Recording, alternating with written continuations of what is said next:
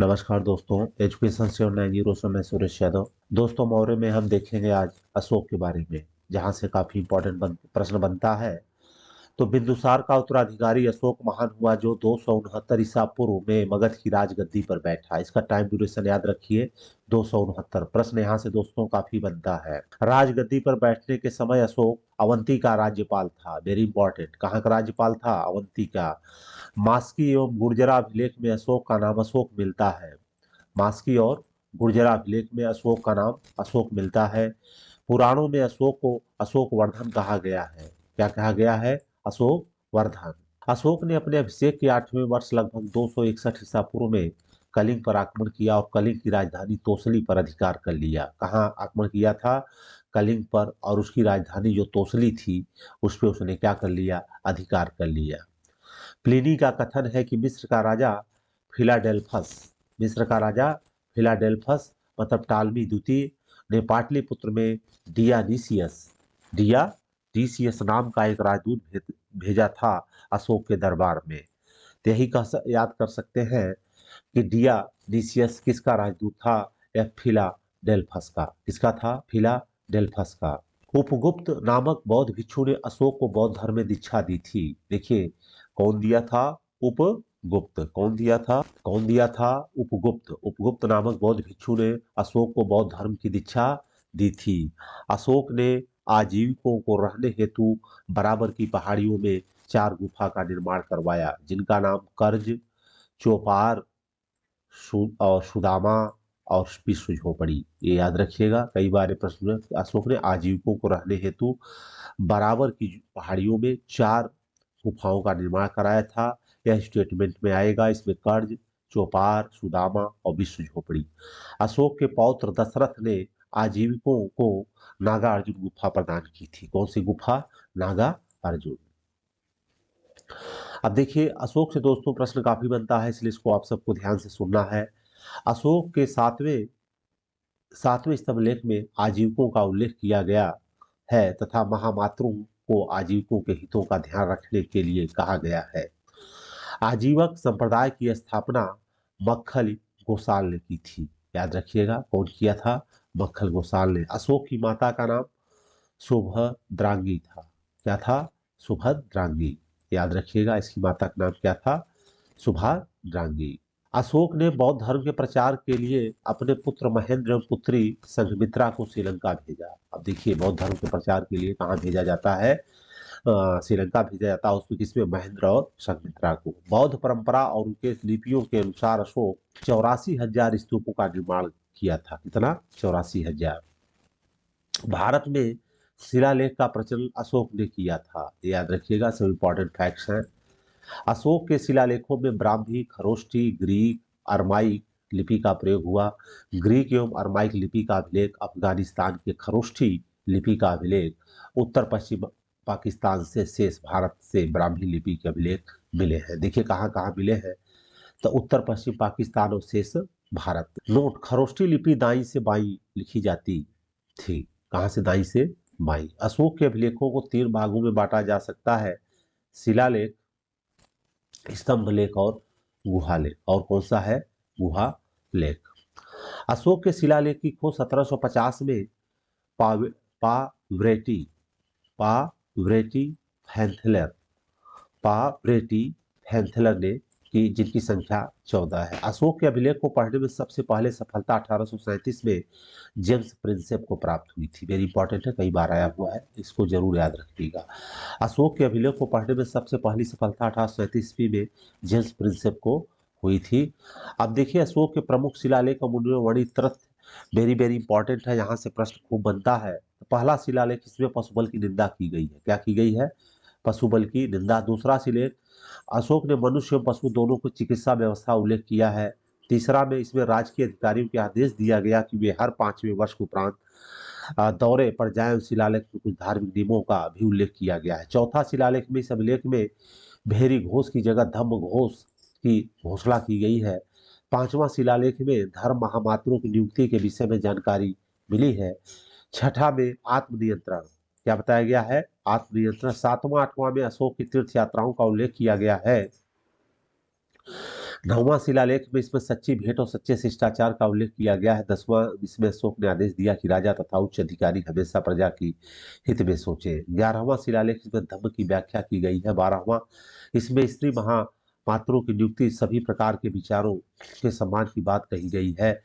13वां शिलालेख इसमें कलिंग युद्ध का वर्णन एवं अशोक के हृदय परिवर्तन की बात कही गई। वेरी इंपॉर्टेंट, याद रखिएगा, कई बार 13वां पूछा जा चुका है। इसमें कलिंग युद्ध का वर्णन एवं अशोक के हृदय परिवर्तन की बात कही, इसी में पड़ोसी राजाओं का वर्णन है। और एक इसमें देखिए 7वां, ये दोनों वेरी वेरी इंपॉर्टेंट, इसको याद रखिए। 7वां में अशोक की तीर्थ यात्राओं का वर्णन है। 14वां अशोक ने जनता को धार्मिक जीवन बिताने के लिए प्रेरित किया। किसने? अशोक ने। अशोक के स्तंभ लेखों की संख्या 7 है, जो केवल ब्राह्मी लिपि में ही लिखी गई है। यह 6 अलग अलग स्थानों प्राप्त है। स्टेटमेंट में प्रश्न आएगा, कहाँ आएगा? स्टेटमेंट में। अशोक के जो स्तंभ लेख है उसकी लिपि क्या है? तो ब्राह्मी लिपि हो जाएगी। इसमें देखिए प्रयाग स्तंभ लेख, यह पहले कौशाम्बी में स्थित था। इस स्तंभ लेख को अकबर ने इलाहाबाद के किले में स्थापित किया। तो याद रखिएगा प्रयाग स्तंभ अभी कहाँ पे है? इलाहाबाद में। दूसरा दिल्ली टोपरा, यह स्तंभ लेख फिरोज शाह तुगलक के द्वारा टोपरा से दिल्ली लाया गया था। कहाँ लाया गया था? दिल्ली लाया गया था। दिल्ली मेरठ, पहले मेरठ में स्थित था स्तंभ लेख, फिरोज शाह द्वारा दिल्ली लाया गया। रामपुरवा, यह स्तंभ लेख चंपारण में स्थापित किया गया और इसकी खोज 1872 में कार्लायल, याद रखिएगा किसने किया है? कार्लायल ने। अब लौरिया अरेराज चंपारण में, यह बिहार में है। लौरिया नंदनगढ़ चंपारण बिहार में है। इस स्तंभ पर मोर का चित्र बना हुआ है। दोस्तों इसको आपको 2 से 4 बार सुनना है, केवल सुन लोगे ये आपको याद हो जाएगा। कौशाम्बी अभिलेख को रानी का अभिलेख कहा जाता है। वेरी इंपॉर्टेंट है। कौन सा अभिलेख को? कौशाम्बी अभिलेख को। अशोक का सबसे छोटा स्तंभ लेख रुम्बीदेई है, ये भी इंपॉर्टेंट है। इसी में लुम्बिनी में धम्म यात्रा के दौरान अशोक द्वारा भू राजस्व की दर घटा देने की घोषणा की गई है। अशोक सबसे लंबा अभिलेख कौन सा है? 7वां है, कई बार आया हुआ है एग्जाम में, याद रखिएगा। सबसे लंबा अभिलेख कौन सा है? 7वां है। प्रथम प्रथम पृथक शिलालेख में यह घोषणा है कि सभी मनुष्य मेरे बच्चे हैं। सभी मनुष्य मेरे बच्चे हैं, ये ध्यान रखिएगा, इंपॉर्टेंट है।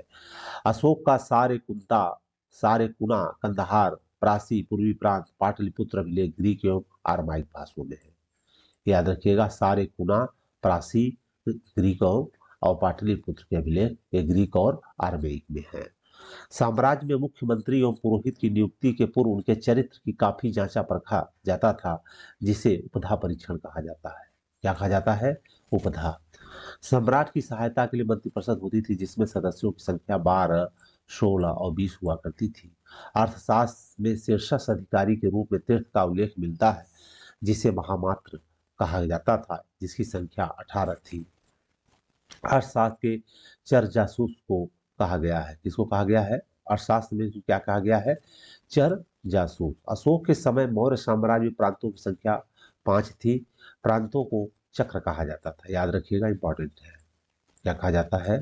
चक्र कहा जाता है।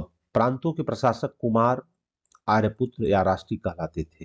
ये सब देखिए विषय है। प्रांतों का विभाजन विषय में किया गया, जो विषयपति के अधीन होते थे। प्रशासन की सबसे छोटी इकाई ग्राम थी, जिसका मुखिया ग्रामीण कहलाता था।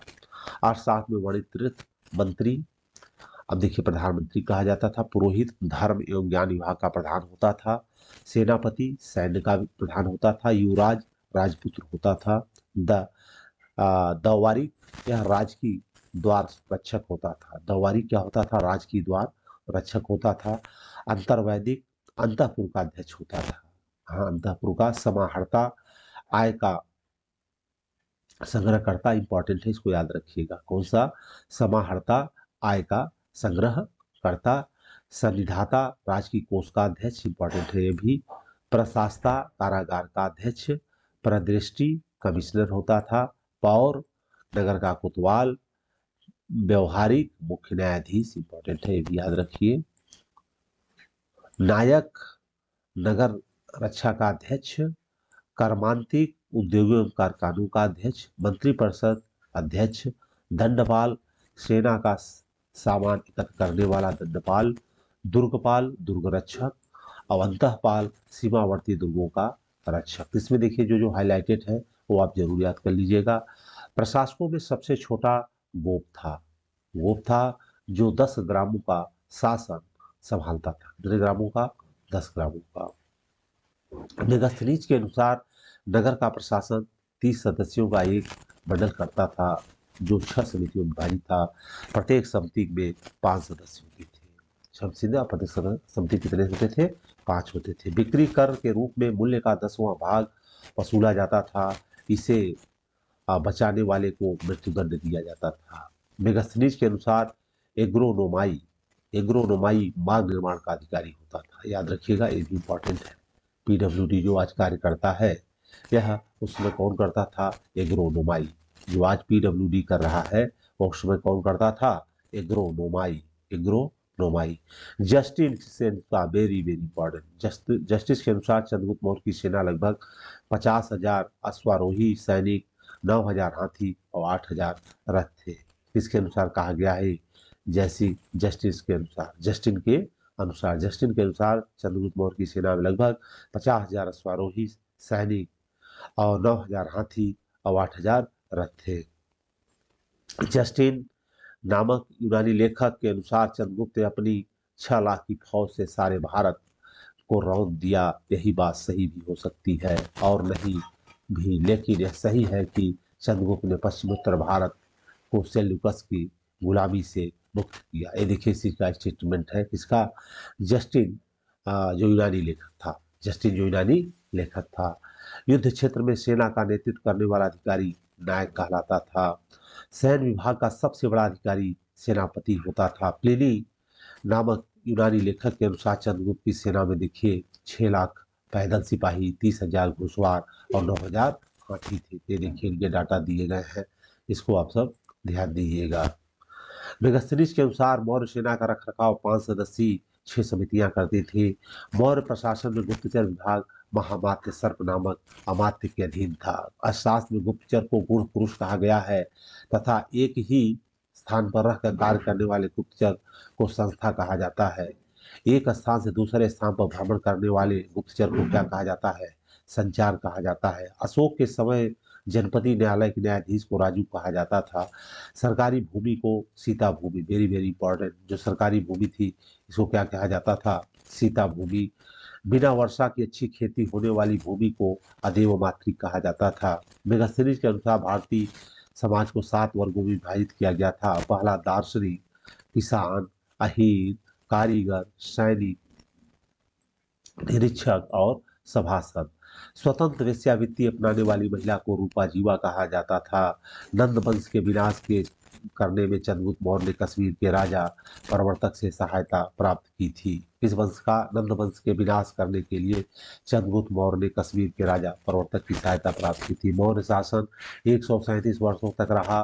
भागवत पुराण के अनुसार मौर्य वंश में 10 राजा हुए, जबकि वायु पुराण के अनुसार 9 राजा हुए। कितने हुए? 9 राजा हुए। मौर्य वंश का अंतिम शासक बृहद्रथ था, वेरी वेरी इंपॉर्टेंट, बृहद्रथ था। इसकी हत्या इसके सेनापति पुष्यमित्र शुंग ने 1850 ईसा पूर्व में कर दी और मगध पर शुंग वंश की नींव डाली। मतलब यहाँ से मौर्य वंश जो है, जो प्रभावशाली और इतना फैला हुआ था, वह क्या हो जाता है? समाप्त हो जाता है। वह क्या हो जाता है? समाप्त। अब इसमें देखिए, जो सैन्य समिति उनके कार्य थे 6 भागों में बटी हुई थी। तो प्रथम जो है जल सेना को देखती थी, द्वितीय यातायात एवं रसद को देखती थी, तृतीय पैदल सैनिकों की देखरेख करती थी, चतुर्थ अश्वारोहियों की देखभाल करती थी, पंचम हाथियों की देखरेख करती थी और छठवीं जो है रस सेना की देखरेख करती थी। तो याद रखिएगा, कई बार स्टेटमेंट में प्रश्न आपका बनेगा। ये प्रश्न आपका, देखो, प्रशासनिक समिति और उसके कार्य। प्रथम में जो था यह उद्योग और शिल्प कार्य को देखती थी, द्वितीय विदेशी मामलों की देखती थी, तृतीय जन्म मरण का विवरण रखती थी, चतुर्थ व्यापार एवं वाणिज्य की देखभाल करती थी, पंचम निर्मित वस्तुओं के विक्रय का निरीक्षण करती थी, खस्ट बिक्री कर वसूल करना चाहती थी। तो देखिए, ऑलमोस्ट जो मौर्य साम्राज्य के समय व्यवस्था थी, ऐसा लगता है कि आज भी काफी कुछ उसी से काफी किया हुआ है। तो दोस्तों, ये अशोक से संबंधित प्रश्न थे और मौर्य वंश से थे, और इससे प्रश्न काफी बनता है। इसको आपको 2 से 3 बार जरूर पढ़ना है, जिससे आपको ये दिमाग में बैठ जाए। और अगर वीडियो अच्छा लग रहा है तो इसको लाइक करिए और हमारे चैनल सब्सक्राइब करिए। दोस्तों में ज़्यादा से ज़्यादा से जय हिंद, जय भारत। फिर मिलेंगे नेक्स्ट वीडियो पे।